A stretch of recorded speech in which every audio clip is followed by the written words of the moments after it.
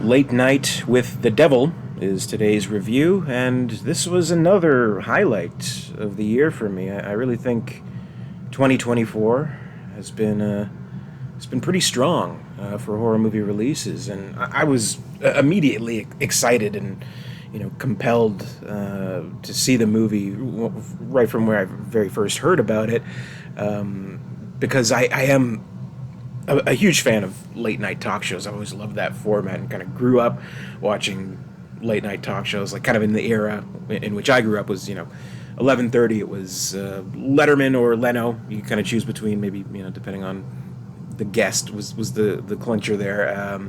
And 12:30 Conan O'Brien, the absolute best in my opinion. Team Coco, and educating myself with like the best of Johnny Carson tapes and all that.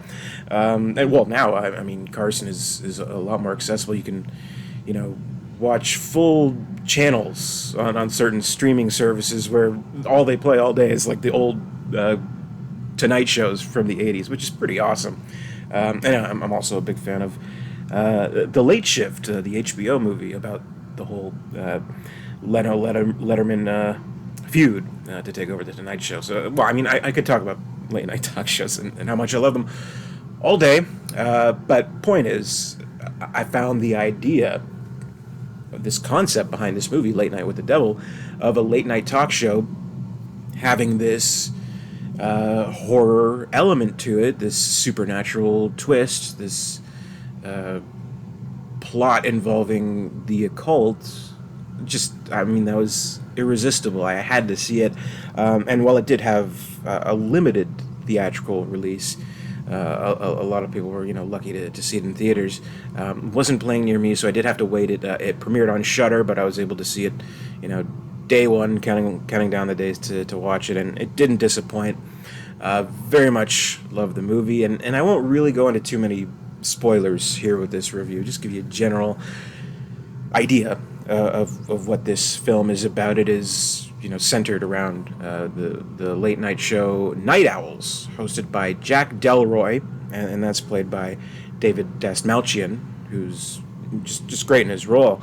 And the kind of concept here is that we're reviewing this recently unearthed tape of a broadcast on October 31st, 1977, the big Halloween show where this is during sweeps week, and Jack Delroy wants to get the huge ratings and do a big spooky Halloween show, and well, things take a turn for the horrific as this broadcast progresses, and that's basically the main concept. So I mean, we start somewhat innocently enough with this medium trying to doing like the cold calling throughout the audience and psychic readings and all that, and we have a former medium turned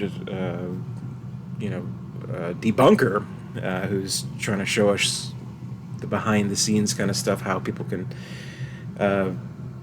fake these occult kind of magic trickery kind of things.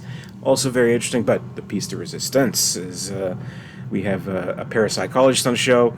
She's accompanied by this young girl named Lily, who kind of grew up in this cult, the Abraxas cult, and the claim is that she is possessed by some force. This Mr. Wriggles, I guess, kind of like a Captain Howdy kind of name, I guess they're trying to give it. And we see, supposedly, live on TV, this possession right in front of us, and seeing, the true example of a true case of the occult. While it does kind of work things out in so many ways in real time, let's say, it's not really like slavish to that format. Like it's not like some of those other broadcast, like say like Ghostwatch, which some people compared this movie to, where it's like supposed to be like this whole broadcast. No, it takes its artistic liberties in order to tell the story. Like, for example, we have this whole kind of prologue that tells us the backstory of Jack Delroy and kind of everything that's led up to this point, everything that's at stake, and you know the suggestions of his involvement with the occult that kind of gained him notoriety in the late night world so much as to be a serious competitor to Johnny Carson, to the Tonight Show, and the possible blood sacrifices that may have been made. There's the tragic death of his wife that you kind of wonder, did he make some kind of deal with the devil, so to speak, and all that. So we have that whole kind of narration. It's just kind of building the landscape, the atmosphere, and of course in the 70s the whole the occult right into your living room, post 60s Vietnam War, Manson family, all that kind of in the periphery of this particular story. And we have stuff that takes place between the commercial breaks, so it's usually indicated by like a black and white scene where the aspect ratio is different. And of course, I mean, by the time we get to the end of the movie, things get real wacky, which I won't go too much into, but it's not like really, really strict on treating it as if it were, say, like a found footage movie, right? So it's different than that, and it allows it more freedoms, I think, in the storytelling to give us a little bit more. So I actually like that they did that. Maybe some people would prefer, I would have liked to have seen it, just front to back, make it as this broadcast. I could see that kind of working too, but I think the way they did it in this case was very successful, actually, and successful in just about every aspect in creating this period piece, really, of the 70s. I mean, the set, it very much does look like a set of some, talk show that you'd see in the 70s. Obviously the wardrobe, the hair, everything like that, just it really screams 70s. It feels pretty authentic in that way. Pretty impressive, given that it was it's not like a huge budget movie. It's an independent movie, as you can tell by like the 70 logos that precede the beginning of the movie.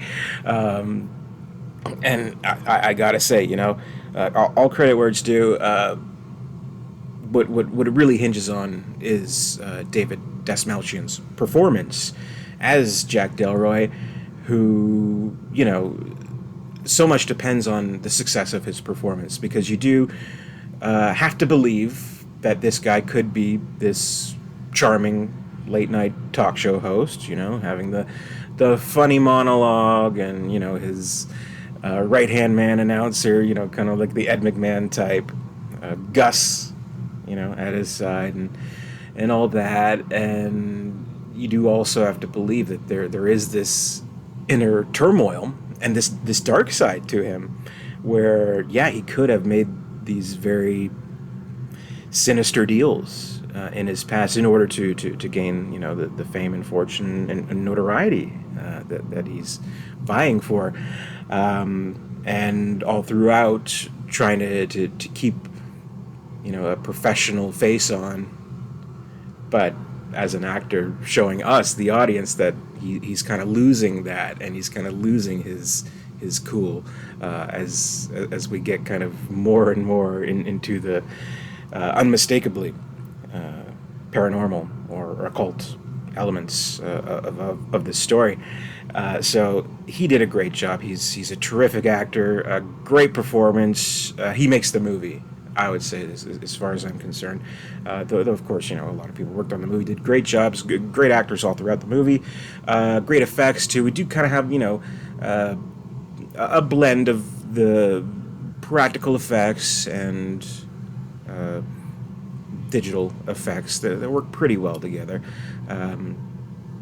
Perhaps not perfect, but again, given the budget, very suitable, well done enough, and it's an unnerving movie. It's a creepy movie. That's the bottom line of it, where it does, with that prologue, it kind of keeps in the back of your head, everything that's going on, but you do kind of find yourself at ease a little bit as the main part of the story begins. So, in doing that, it kind of allows you to kind of sink into the warm bath of horror that this movie is prepared for us, which is great, and it's very effective. And by the time it does get to its conclusion, it's pretty shocking, and it really hits you because it all happens. I'll say this: it happens all kind of really really fast at the end, and you're like, whoa.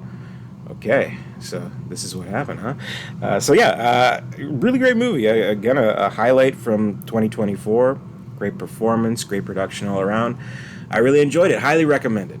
So that's my review of Late Night with the Devil. Thank you very much for watching. We're doing 31 Days of Horror here on the channel, doing horror movie reviews all throughout the month of October. Be sure to comment, rate, subscribe, all that good stuff. I'll see you next time for the next review, and until next time, stay scared.